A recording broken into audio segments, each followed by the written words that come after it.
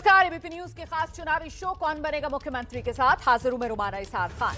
क्या चुनाव में जीत के लिए जाति ही सबसे बड़ा मुद्दा है? क्या चुनाव विकास के दम पर नहीं जीते जा सकते? क्या चुनाव जीतने के लिए जातिगत गणित साधना ही सबसे बड़ी जरूरत है?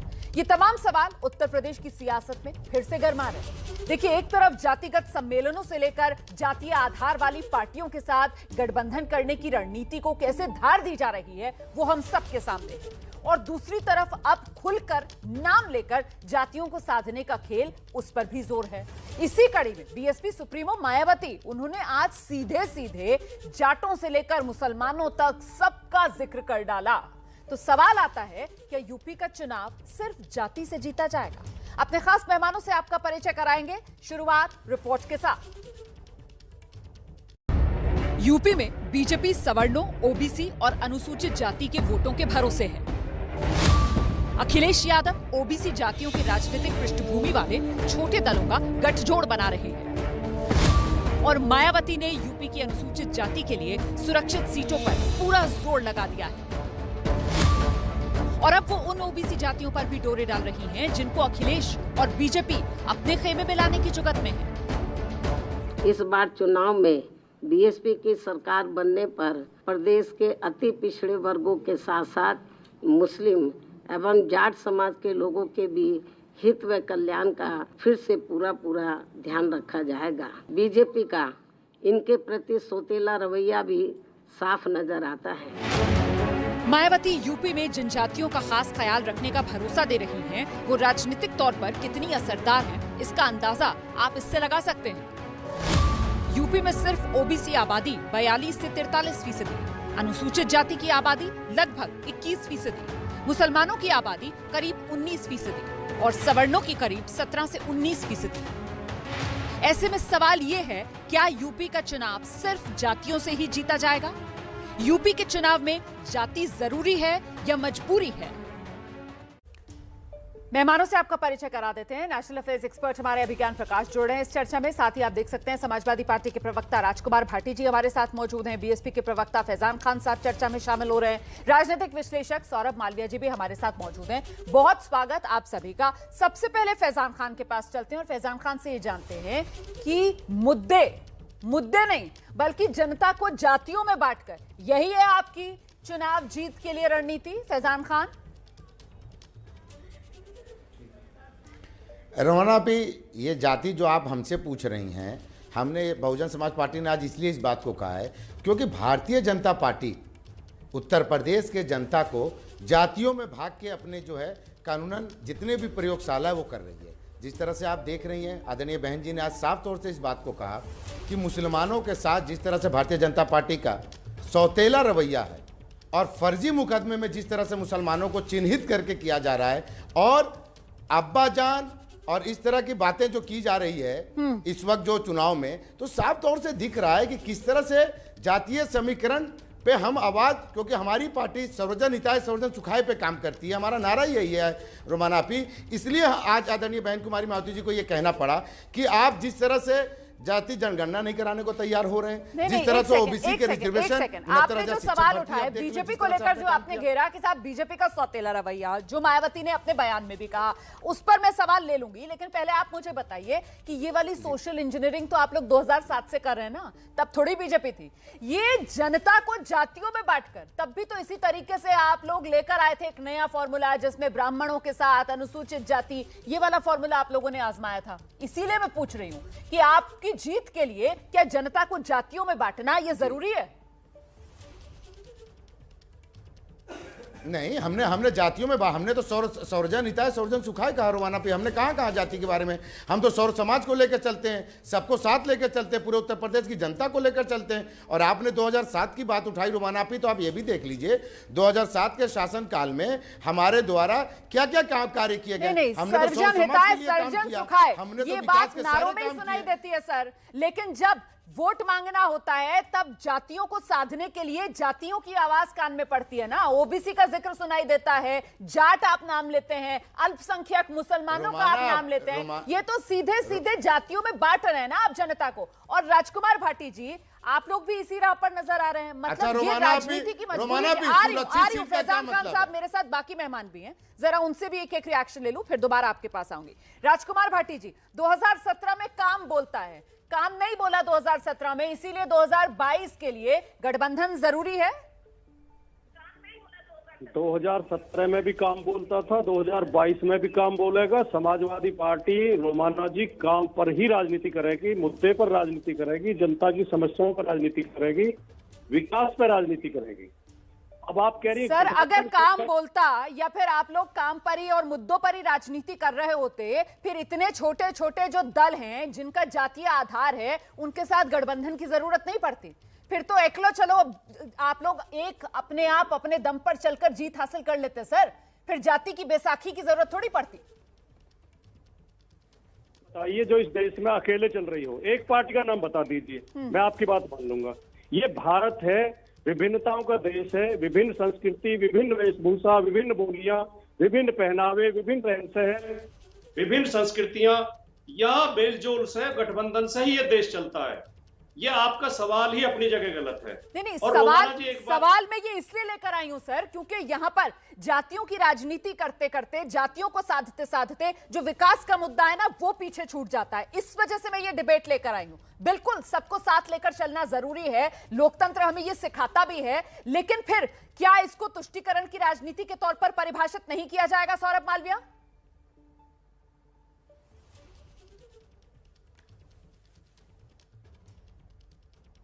रुमाना जी, बिल्कुल सही बात आप कह रही हैं। उत्तर प्रदेश की राजनीतिक तासीर बिल्कुल अलग है।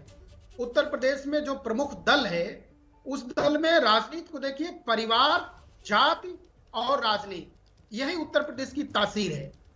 और मुलायम सिंह यादव, अखिलेश यादव, मायावती, ये उत्तर प्रदेश में एक ऐसा वर्ग, ऐसा नाम जो हमेशा उस पूरे जातिगत समीकरण को साधा, क्योंकि तिलक तराजू और तलवार, यादव समाज, मुस्लिम बाहुल एरिया, एक केवल भारत में लोकतांत्रिक देश है। बहुत अच्छी बात ये कह रहे थे कि विविधताओं का देश है, बिल्कुल ठीक बात है। लेकिन इस खूबसूरती को देखिए कि जिस दल का नेता होगा तो खास दल खुश होगा। ये कहां देश में चलता है, किस राज्य में चलता है? कहीं नहीं चलता है। लेकिन ऐसे में उत्तर प्रदेश की जब ये विविधता है, राजनीतिक विविधता, तो देश में 2014 में एक नारा आया और विकास की बात आई। अब 2014 के विकास को, 2017 के विकास को, और 2022 में आ गए। मुझे लगता है कि यह एक चुनौती है। और आप जो कह रही हैं कि जात के आधार पर चलना ही लोकतंत्र है, कठिन है, क्योंकि जनता समझदार है। लेकिन सौरभ मालविया, आप जिस 2014 और 2017 का जिक्र करते हैं, उसने तो सर ये जातिगत राजनीति को लेकर एक अलग ही और लंबी लकीर खींच दी ना। मुझे लगता है अभिज्ञान प्रकाश इस पर बेहतर तरीके से रोशनी डालेंगे कि वो बीजेपी की सोशल इंजीनियरिंग, क्योंकि आज जिस रास्ते पर अखिलेश यादव चल रहे हैं, तो अखिलेश यादव तो 2017 वाला बीजेपी का tried and tested winning formula ही तो अपना रहे हैं। और क्या कर रहे हैं अखिलेश यादव? अभिज्ञान प्रकाश। नहीं, बिल्कुल सही बात है। बल्कि 2014 ऑनवर्ड्स भारतीय जनता पार्टी का जो छोटी जातियों के साथ उनको साथ लेना और 17 में उनको और इफेक्टिवली साथ लेना, इसी फार्मूला को, बिल्कुल सही कहा आपने, मैंने पहले भी कई दफे कहा है इस बात को आपके प्रोग्राम में और बाकी प्रोग्राम्स में, उसको दोहरा रहे हैं अखिलेश यादव। लेकिन साथ में देखिए, मैं बड़ी सीधी बात करूंगा, पहले भी कर चुका हूं, ये हकीकत है। जाति जो है, इसके आधार पर राजनीति होती है, वोट मांगे जाते हैं, मंत्री बनाए जाते हैं, टिकट बांटे जाते हैं, ये हकीकत है। ये सारी पार्टियों की हकीकत है, इसमें कोई दो राय ही नहीं है, पूरे देश की हकीकत है। तो ये कभी भी जब लोग इसको डिनाई करने की कोशिश करते हैं, तो ये एक सामाजिक हकीकत है जिस पर राजनीति में इस्तेमाल होता है, तो उसको आप बदल नहीं सकते हैं। जब बीच में बहस होने लगी थी ना एक्सप्रेसवे और विकास को लेकर, तब भी मैंने कहा था कि बहुत अच्छा है, मैं तो बड़ा खुश होऊंगा कि उत्तर प्रदेश का चुनाव सिर्फ विकास के मुद्दे पर तय हो। लेकिन मैं साथ में इस बात को लेकर अपनी आंखें नहीं मूंद लूंगा कि जाति की जो हकीकत है उसके आधार पर वहां राजनीति होती है। पॉलिटिकल पार्टी के बेस उस पर बने हैं, ठीक है। उनके भविष्य उस पर बने हैं, ठीक तो है। वो एक चुनाव में कैसे डिनायबल हो जाएंगे? ठीक है, रुमाना? राजकुमार भाटी आना चाह रहे हैं, जल्दी से आइए राजकुमार साहब। के साथ के इस देश का मीडिया सबसे ज्यादा जातिवादी है। आपका चैनल चला रहा सवर्ण लिख रहा सवर्ण, और अभी अभिज्ञान प्रकाश जी ने कहा छोटी जातियों को साथ लेके। ये सवर्ण और छोटी जाति क्या होता है? ये आपकी जाति मानसिकता है, जातिवादी मानसिकता। सर, ये अनुपात के हिसाब से हम कह रहे हैं। मैं इसको करेक्ट करना चाहती हूँ, हम अनुपात के हिसाब से कह रहे हैं। आप बताइए कितनी पॉपुलेशन है, कितनी पॉपुलेशन है सर? मेरा सवाल ये, सवर्ण क्या है? कौन सी जाति सवर्ण होती है? सभी जातियां एक जैसी हैं। सवर्ण और अवर्ण क्या होता है? छोटी जाति और बड़ी जाति क्या होता है? ये घोर अपमान है कुछ जातियों का। अगर आप अपने आप को सवर्ण समझ के बैठते हो तो ये आप हमारा अपमान कर रहे हो। क्या सवर्ण होता है? सवर्ण कहीं संविधान में नहीं लिखा ये हुआ। समाज की हकीकत है।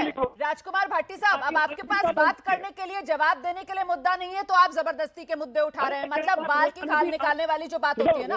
अभी आप यहाँ पर कह रहे थे कि साहब विभिन्नताओं का सम्मान, लेकिन आप मुझे बताइए कि विभिन्नताओं का सम्मान तो आज तक, इन विभिन्नताओं का सम्मान आज तक तो किया नहीं आप लोगों ने।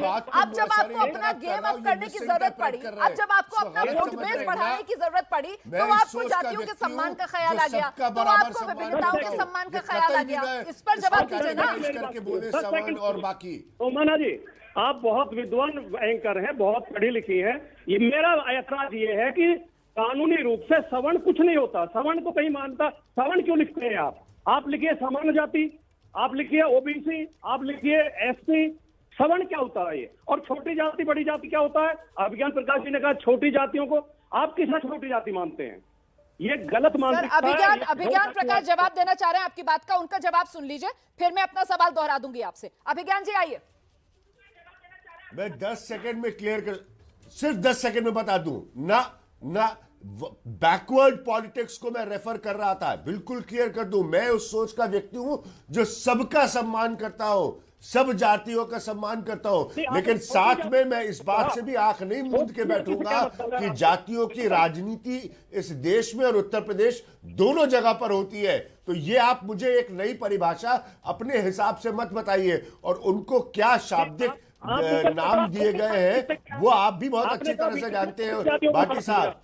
छोटी जाति की तो ये मत बोलिए, ये आप कहकर किसी को भी कोई फलाना बैठकर सवर्ण बोलने की कोशिश कर रहा है, ये गलत है। मेरे ख्याल से अपना पॉइंट क्लियर कर दिया है अभिज्ञान जी ने। और छोटी जाति को लेकर मैंने पहले ही आपको बता दिया सर, अनुपात के हिसाब से, उनके नंबर्स के हिसाब से बता रहे हैं, पॉपुलेशन के हिसाब से बता रहे हैं। तो प्लीज इसको गलत तरीके से इंटरप्रेट मत कीजिए और दर्शक को गुमराह मत कीजिए। अब आप सर अपने गिरेबान में झांकिए, अब आप अपने गिरेबान में झांकिए और मुझे ये बताइए कि आज तक 2022 से पहले समाजवादी पार्टी को जो विभिन्नताएं हैं इस लोकतंत्र के अंदर, उनके सम्मान की जरूरत महसूस नहीं हुई। अब जबकि समाजवादी पार्टी को जीत के लिए ज्यादा वोटों की जरूरत पेश आई, तभी उनको छोटी जातियों को सम्मान देने का ख्याल आया। इसका जवाब दीजिए। आप छोटी जाति कह रही हैं? हाँ सर, नंबर्स के हिसाब से मैं कह रही हूँ, मैं दोहरा रही हूँ इस बात को, जो नंबर्स के हिसाब से है सर। नहीं, मैं घोर विरोध करता हूं इस बात का। मैं घोर विरोध करता हूं। चलिए आप जवाब तो दीजिए कि अब आपको इनका ख्याल कैसे आ गया। आप विरोध कर रहे हैं ठीक है, लेकिन आप जवाब तो दीजिए कि अब क्यों ख्याल आया इनका। एक मिनट फैजान खान, जवाब लेने दीजिए राजकुमार भाटी का।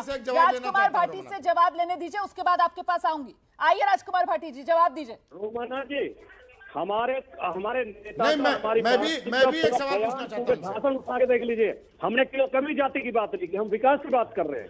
छोटी पार्टियों से वो अलग बात है, छोटी आप जातियों से नहीं, बोल रहे राजकुमार छोटी भाटी पार्टियों से आप गलत बात कर रहे हैं। आप सच बोलिए। आपने अपने प्रोग्राम में कहा, अभिज्ञान जी मैं आपको भी बता दूं, आइए फैजान खान, आपने अपने प्रोग्राम में ही कहा था ना कि ऊपर अल्लाह।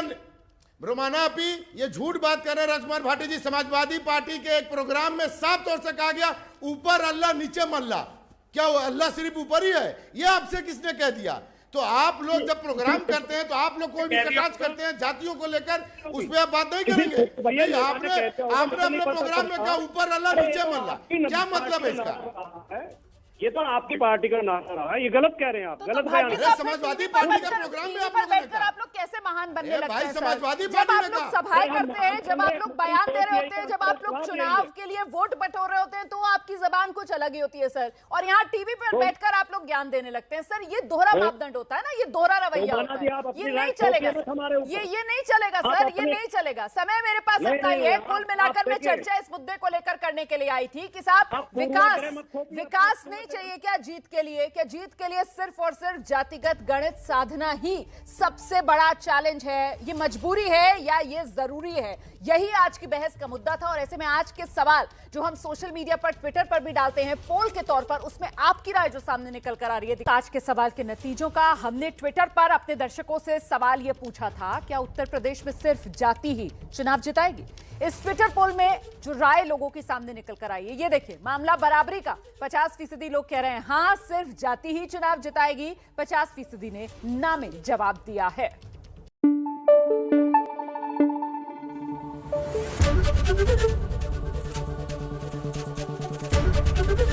एबीपी न्यूज आपको रखे आगे।